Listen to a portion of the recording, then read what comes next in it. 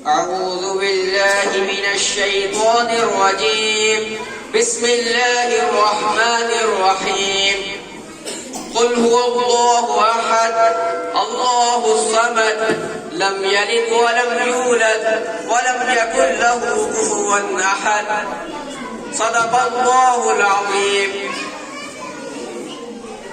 ترجمہ: کہہ دو وہ اللہ ہر لحاظ سے ایک ہے.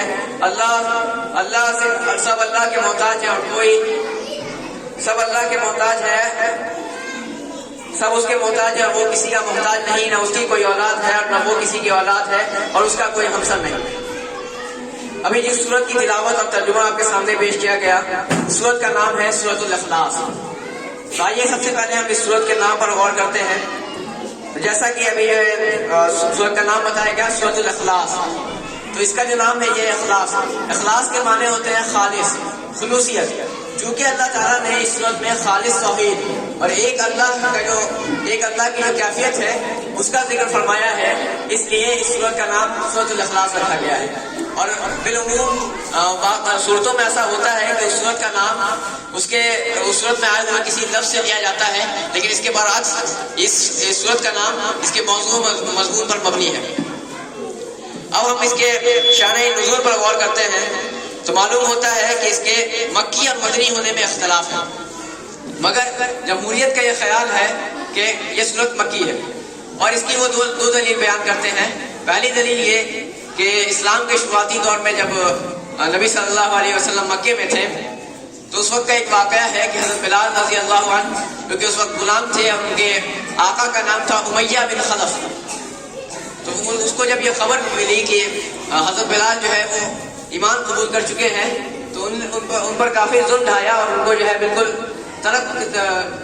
دھوپ کی تپش میں انہیں ریت پر لٹا دیا اور اوپر سے پتھر رکھ دیا اور کہا کہ کیا تم ابھی ایمان سے پھرتے ہو؟ کیا ابھی بھی تم جو اپنے آبائی دین پر واپس نہیں آتے؟ تو وہ کہتے تھے احد احد. تو یہ جو لفظ وہ کہتے تھے احد، وہ اسی صورت سے اخذ ہوا تھا. اور جیسا کہ اس صورت کی پہلی آیت میں ہے قل هو اللہ احد، تو یہی احد لفظ جو ہے ان کی زبان پر ہوا کرتا تھا. اور دوسری دلیل جو ہے اس صورت کے مکی ہونے پر وہ خود اس کا موضوع مضمون ہے کہ جب ہم دیکھتے ہیں کہ اور ہمیں معلوم ہے کہ مکہ بہت ہی جاہل قوم تھی. مکے کے لوگ بہت ہی جاہل ہوا کرتے تھے. ان کی جاہلیت کی مثال نہیں ملتی ہے پورے زمانے میں کہ وہ 360 بتوں کی پوجا کیا کرتے تھے اور خانہ کعبہ میں 360 بت رکھتے تھے اور ان سب کی پوجا کیا کرتے تھے. تو اس دور میں جب نبی صلی اللہ علیہ وسلم نے ان سے کہا کہ 360 بتوں کو چھوڑ دو اور ایک اللہ کی طرف آ جاؤ، تو یہ بات فطری تھی، یہ بات بالکل فطری تھی کہ ان کے ذہنوں میں یہ سوال آتا کہ آخر یہ ایک اللہ جس کی طرف تمہیں بلا رہے ہو 360 بتوں کو چھوڑ کر، آخر یہ اللہ ہے کون جس کی طرف تم بلا رہے ہو؟ تو اسی کے جواب میں اللہ تعالیٰ نے اس صورت کو نازل کیا. اور اس کے نازل ہونے کے بارے میں ایک روایت بھی ہے کہ حضرت عبداللہ بن مسعود رضی اللہ عنہ سے روایت ہے کہ نبی صلی اللہ علیہ وسلم کے پاس چند مشرک آئے. انہوں نے سوال کیا کہ آپ جس اللہ کی طرف دعوت دے رہے ہیں اس کا حسب و نسب کیا ہے؟ تو اس پر یہ صورت نازل ہوئی. اس کے علاوہ بھی کئی بار ایسا واقعہ پیش ہوا ہے کہ نبی صلی اللہ علیہ وسلم کے پاس لوگ جو ہے وہ جتھوں کی شکل میں اور جو ہے گروپ بنا کر جو ہے وہ اللہ کے نبی کے پاس پہنچے اور ان سے سوال کیا کہ آخر جس اللہ کی طرف آپ بلا رہے ہیں وہ کون ہے، اس کا حسب و نسب کیا ہے، اس نے اس دنیا کو کس کی وراثت میں پایا، کس کے وراثت میں پایا، اور اس کا آگے چل کے وارث کون ہونے والا ہے، وہ سونے سے بنا ہے یا پیتل سے بنا ہے یا مٹی سے بنا ہے. کیونکہ وہ بت پوجا کرتے تھے اور بت جو ہے وہ کبھی سونے کے بنایا کرتے تھے، کبھی پیتل کے، کبھی تانبے کے، الگ الگ چیزوں سے وہ جو ہے وہ بت بنایا کرتے تھے. تو ان کے ذہن میں بھی آیا کہ یہ اللہ جس کی طرف بلا یہ بھی کوئی ہو سکتا ہے کہ کوئی بت ہو، تو کس چیز سے بنا ہے. تو اس طرح کا سوالات جو ہے انہوں نے کیے. تو اس موقع پر نبی صلی اللہ علیہ وسلم نے اسی صورت کو جو ہے تلاوت ان کے سامنے کر دی. اب ہم اس صورت کی جو ہے وہ فضیلت و اہمیت پر بات کرتے ہیں تو ہمیں معلوم ہوگا کہ حدیثوں میں آیا ہے کہ اس صورت کو پڑھنے کا ثواب جو ہے وہ تہائی قرآن کو پڑھنے کا ثواب ہے. اور اس کے بارے میں علماء نے فرمایا ہے کہ اس صورت کو پڑھنے سے تہائی قرآن کا ثواب اس لیے ملتا ہے کیونکہ اگر ہم قرآن کو 3 اہم موضوعات پر بانٹیں تو وہ 3 اہم موضوعات یہ ہوں گے. سب سے پہلی چیز وحدانیت یعنی توحید، دوسری رسالت اور تیسری آخرت. اور چونکہ اللہ تعالیٰ نے ان تینوں میں سے وحدانیت کا مکمل طور پر جو ہے اس میں ذکر کیا ہے، اس لیے اس صورت کو تہائی قرآن کا درجہ دیا گیا ہے. اب آئیے ہم اس سورت کی تشریح پر بات کرتے ہیں. تو ہم جب اس سورت کی سب سے پہلی آیت کو دیکھتے ہیں تو اس میں ہے کہ قل هو اللہ احد. قل یہ جو ہے قال یقول سے بنا ہے، امر کا صیغہ ہے، یعنی حکم دیا جا رہا ہے کہ کیا کیا. قل هو اللہ، وہ اللہ ہے، احد ہر لحاظ سے. تو اب سب سے پہلے ہم اس کی سب سے پہلا لفظ جو ہے قل، اس پر غور کرتے ہیں. تو اس میں حکم کیا جا رہا ہے کہ کہہ دیجیے. آخر یہ حکم کسے کیا جا رہا ہے؟ تو یہاں پر موجود تمام حضرات کو یہ بات معلوم ہوگی کہ یہ صورت یا مکمل قرآن کس پر نازل ہو رہا ہے؟ نبی صلی اللہ علیہ وسلم پر. تو ظاہر سی بات ہے کہ اس کے اولین مخاطب نبی صلی اللہ علیہ وسلم ہوں گے.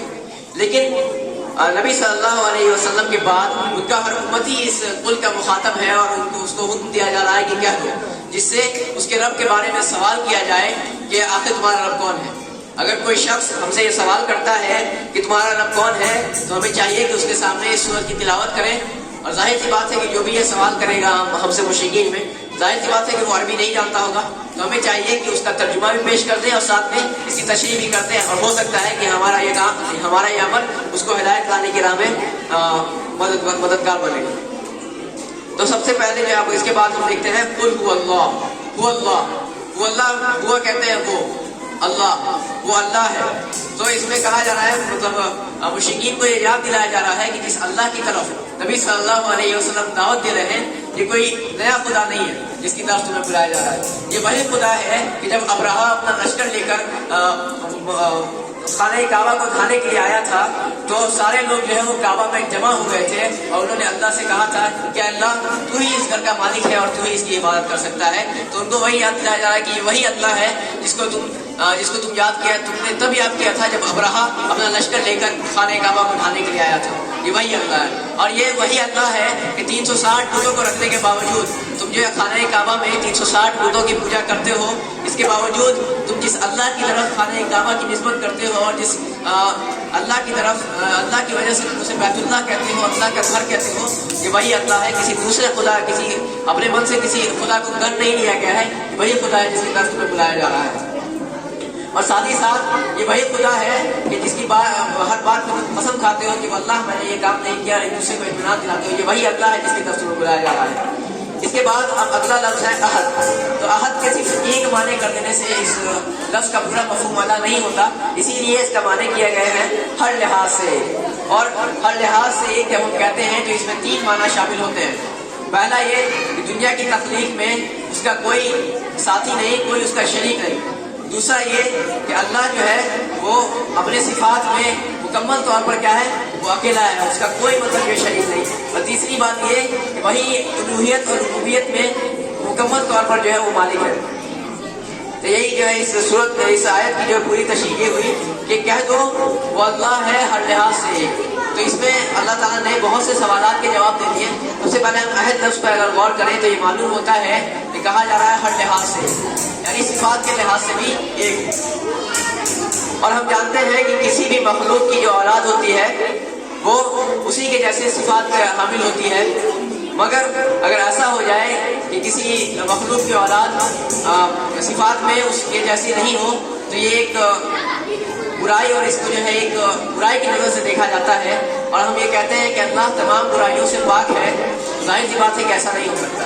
اللہ کی کوئی اولاد نہیں. اللہ تعالیٰ نے اس میں یہ صاف صاف کہہ دیا ہے کہ اللہ کی صفات میں کوئی اس کا شریک نہیں. اس میں ایک طریقے سے یہ جواب ہو گیا ہے کہ نہ اس سے پہلے کوئی ایسا تھا نہ اس کے بعد کوئی، یعنی نہ اللہ تعالیٰ نے کسی نے وراثت میں یہ پائی ہے، نہ اللہ کا کوئی وارث ہونے جا رہا ہے اس دنیا کی جو ہے وہ ربوبیت اور الوہیت میں. اب اگلی آیت کی طرف ہم دیکھیں تو ہمیں معلوم ہوتا ہے کہ اگلی آیت ہے اللہ صمد. اللہ کیا ہے؟ صمد ہے. ابھی اس سے پہلے جو ہے وہ احد کا لفظ آیا یعنی ہر لحاظ سے ایک، اور اس کے بعد اللہ کی یہ صفت بیان کی جا رہی ہے کہ اللہ کیا ہے؟ صمد ہے. تو ہم صمد کی تشریح پہلے کرتے ہیں. صمد کے جو ہے وہ مختلف صحابہ نے اس کے بارے میں مختلف باتیں کہی ہیں اور اس کا معنی جو ہے بہت وسیع ہے. تو اس کے بارے میں جو ہے وہ حضرت ہریرہ رضی اللہ عنہ کی روایت ہے کہ صمد وہ ہے جو سب سے بے نیاز ہو اور سب اس کے محتاج ہو. صمد وہ ہے. اور اس کے بعد عبداللہ بن مسعود اور عبداللہ بن عباس یہ کہتے ہیں کہ صمد وہ ہے جو اپنے سربراہی میں، اپنے جو ہے وہ حکومت میں मुकम्मल तौर पर हो और इंतहा पर पहुंचा हो, वो है समझ। तो इसके बारे में मुख्तलिफ कौल है, इससे हमको हम ये अंदाज़ा लगा सकते हैं कि समझ के जो है माने कितने वसी हैं। तो अल्लाह ताला ने इसमें फरमाया अल्लाह समझ, अल्लाह जो है वो सबसे बेनियाज है, यानी किसी को उसकी सबको उसकी ज़रूरत है और उसको किसी की ज़रूरत नहीं, वो जिससे चाहता है काम ले लेता है और अल्लाह को किसी की ज़रूरत नहीं। तो अल्लाह ताला ने इसमें ये कहा है और इसमें इस बात का इनकार हो गया एक तरीके से, जो लोग जो है वो हज़ारों बुतों को और हज़ारों माबूद अपने बनाए हुए हैं और ये कहते हैं कि ये अल्लाह के जो है यहाँ हमारी सिफारिशी हैं और अल्लाह के यहाँ हमारी मदद करने वाले हैं। तो इसमें अल्लाह ताला ने उन सब की जो है वो तब्दील कर दी है कि नहीं, अल्लाह समद, सब उसके मोहताज हैं और वो किसी का मोहताज नहीं।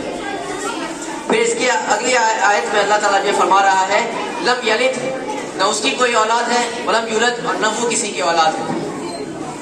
यानी जवाब तो पहली आयत ही में अल्लाह ताला ने इस बात का दे दिया था कि अल्लाह ताला का कोई वारिस नहीं और न किसी से विरासत में अल्लाह ने ये दुनिया पाई है, लेकिन फिर भी एक बार अल्लाह ताला ने सराहतन इस बात का इनकार कर दिया और तरदीद कर दी कि जो लोग अल्लाह के बारे में जो ये कहते थे कि अल्लाह की औलाद है। जैसा कि हमें मालूम होगा कि ईसाइयों में 3 तरह के कौम हैं। एक कौम ये कहती है कि हज़रत ईसा अलैहिस्सलाम अल्लाह के बेटे हैं, दूसरी कौम इस बात के कायल हैं, वो कहते हैं कि हज़रत अल्लाह ताला, हज़रत मरियम और हज़रत ईसा ये तीनों मिलकर जो है वो खुदाई में शरीक हैं। और फिर एक और जो है वो फ़िरका है, वो ये कहता है कि अल्लाह जो है, अल्लाह और जितने फरिश्ते हैं और हज़रत ईसा अलैहिस्सलाम ये सब मिलके जो है वो खुदाई में शरीक हैं। अल्लाह ताला ने उन सब की इसमें तरदीद कर दी। और ईसाइयों में भी जो एक गिरोह है जो कहता है कि हज़रत उज़ैर अलैहिस्सलाम अल्लाह के बेटे हैं, तो इन सब की इस आयत में तरदीद कर दी गई। इसके बाद अगली आयत में है वलम यकुल लहू कुफुवन अहद, और कोई उसका हमसर नहीं। इस आयत में अल्लाह ताला ने उनकी तरदीद की है जो ये कहते थे, कुछ मजूसी थे ऐसे जो ये कहते थे, जिनका ये दावा था कि अल्लाह ताला जो है वो रोशनी का मालिक कोई और है और अंधेरे का जो है बनाने वाला कोई और है। तो उनकी भी अल्लाह ताला ने इसमें तरदीद कर दी और जितने भी तरह के शिर्क हो सकते थे अल्लाह ताला ने इस सूरत में उन तमाम की तरदीद कर दी। अल्लाह ताला हमें शिर्क से मुकम्मल तौर पर बचने वाला बनाए और कहने सुनने से ज़्यादा अमल की तौफीक अता फरमाए। व आखिर दावाना अनिल हम्दुलिल्लाहि रब्बिल आलमीन।